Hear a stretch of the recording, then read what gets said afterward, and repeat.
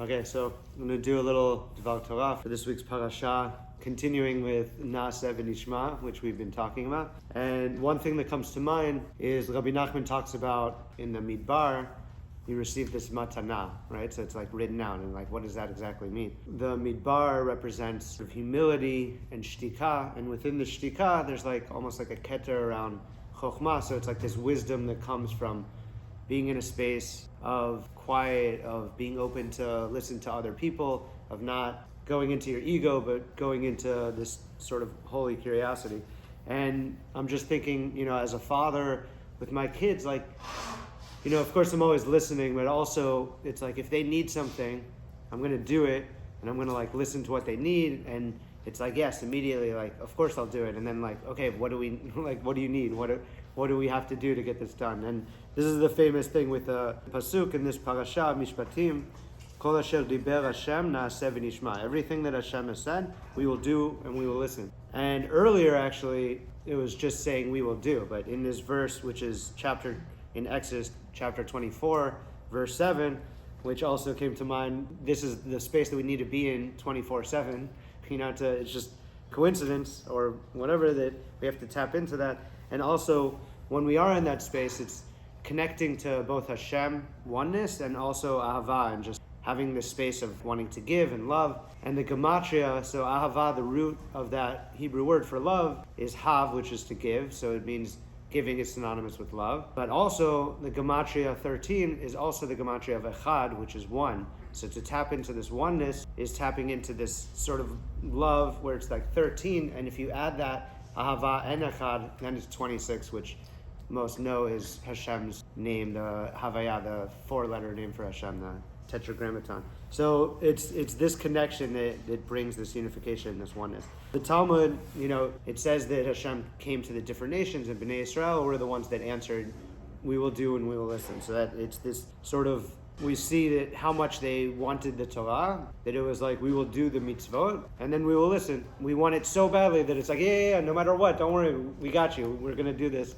And then you can tell us what we're going to do, And it seems almost bizarre because there's not many situations where you would say like, yes, let me do this, and then let me understand why I'm going to do it. Usually, like, when we're going into any given situation, we want to fully understand it before we're going into it. But if you think about, if you're sick, right now, so many people are in various levels of sort of divine disconnect and almost like spiritually sick, whether it's anxiety or depression, all these things that are keeping them away from feeling connected to themselves for sure, and to others, and to the source of everything, Hashem. But if you think about when you go to a doctor and you're sick physically, you'll get a medication that they're giving you and you'll take it. And so you're taking it in good faith. And you're not taking it first to understand and go to medical school and understand the inner workings of the medication and how it's going to work. Because if you do that, by the time you figure everything out, you're already going to be more sick, or it might be too late. So it's another situation just in a way that you could grasp, in this life, not even a spiritual sense, but a situation in which there's faith and we take the medication and then we get better and maybe we can understand it later.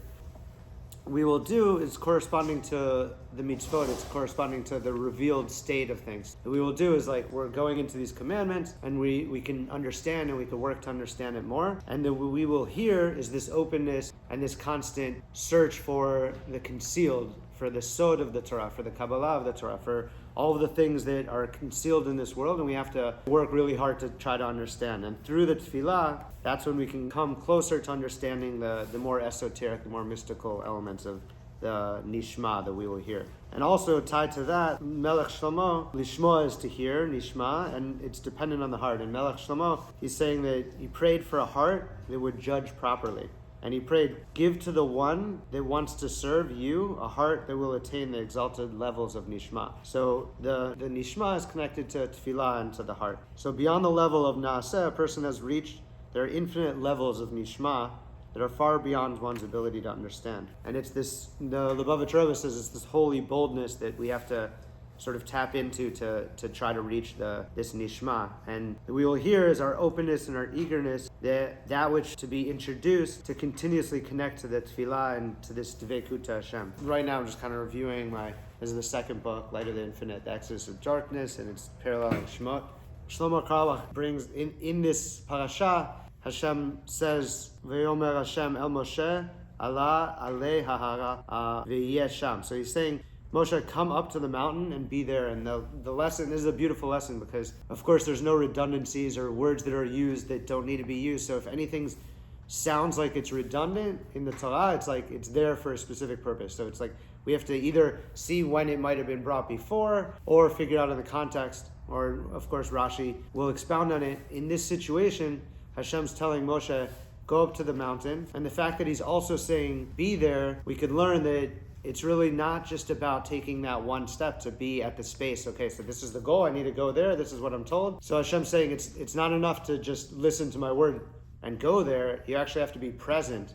And it is also tied sort of to nishma. It's not just about doing, it's about having the humility and the presence of being there in that specific situation and in all situations and being open to nishma so you can be present. And the Ishbitzer, he says, what's the purest thing in this world? And he says life itself.